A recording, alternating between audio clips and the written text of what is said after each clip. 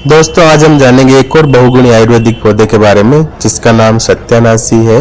हिंदी में जिसको सत्यानाशी कहा जाता है और संस्कृत में जिसको श्रवणाक्षिणी कहा जाता है। श्रवणाक्षिणी नाम इसका इसलिए पड़ा है क्योंकि इसके किसी भी हिस्से को तोड़ने पर इसमें से स्वर्ण के समान दूध जैसा द्रव्य निकलता है, इसलिए इसे श्रवणाक्षिणी कहा जाता है।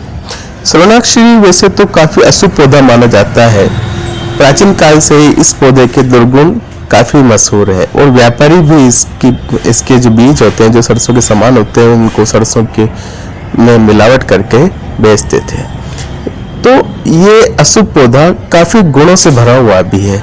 जब हम इसके गुणों के बारे में बात करते हैं तो ये काफी गुण है इसके अंदर, जैसे कि ये कई तरह के घावों को भर देता है, चाहे वो घाव नासूर ही क्यों ना हो, और ये दांत, खाज, खुजली इनको मिटाने में, और सबसे जो इसका जो महत्वपूर्ण जो फंक्शन है वो है इसका नपुंसकता या धातु रोग में, या जिसके शुक्राणुओं की कमी हो जाए, उसके जो निसंतानता का रोग है उसमें इसका काफी उपयोग है। तो दोस्तों, आज हम बात करेंगे इसी अशुभ पौधे के बारे में जिसका नाम है सत्यानाशी।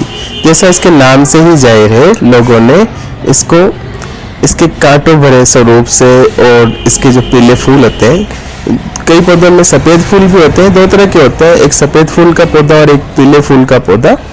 तो ये 2 से 4 फीट के बराबर लंबा या ऊंचा होता है और इसके काफी सारे उपयोग हैं। तो आज हम जानेंगे इसी पौधे के बारे में। दोस्तों, आज की सबसे जो ज्वलंत समस्या है वो है धात रोग या वीर्य रोग जिनको बोलते हैं, जिनमें जो है अधिकतर जो पुरुषों में है शुक्राणु की कमी हो जाती है, जिसके कारण वो निसंतानता के गहरे सदमे से ग्रसित रहते हैं और उबर नहीं पाते हैं। उनकी जो शादीशुदा जिंदगी है वो नर्क हो जाती है।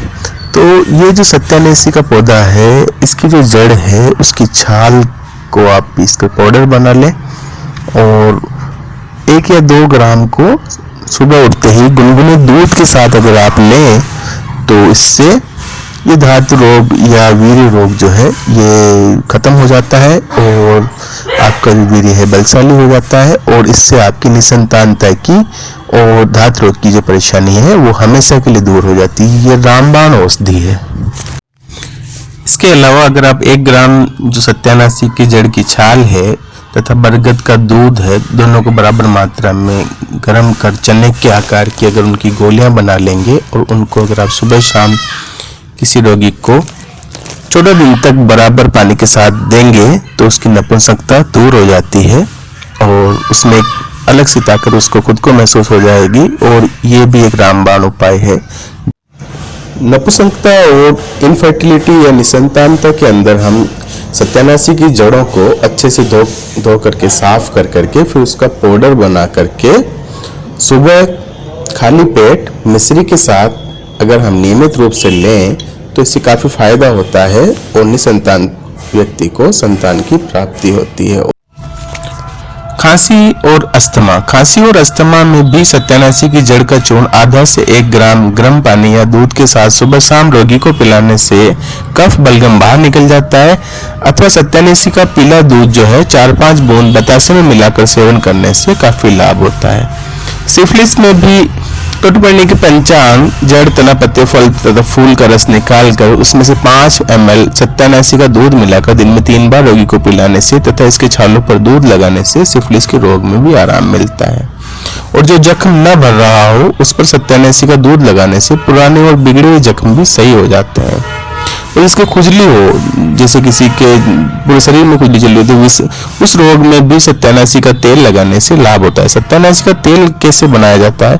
सत्यानाशी का जो पौधा होता है उसको कूट करके उसका रस निकाल लिया जाता है, और उस रस का 1/4 सरसों का तेल फिर उसमें मिला करके मध्यम आंच पर चूल्हे पर चढ़ा दिया जाता है, और फिर जब वो उड़ जाता है वो रस और सिर्फ तेल बच जाता है, तब उसको एयरटाइट कंटेनर में भर करके रख लिया जाता है।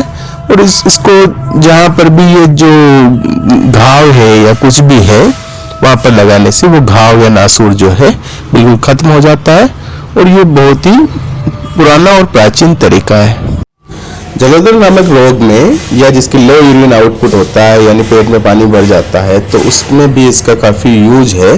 इसमें हम इस पौधे का जो पंचांग है यानी इसका जो हर एक हिस्सा है, चाहे फूल हो, पत्ती हो, चाहे कुछ भी हो, उसको लेकर के उनको साफ कर लेते हैं। साफ करके फिर उनको छाया में सुखाया जाता है और फिर उनको ग्राइंड करके पाउडर बना लिया जाता है।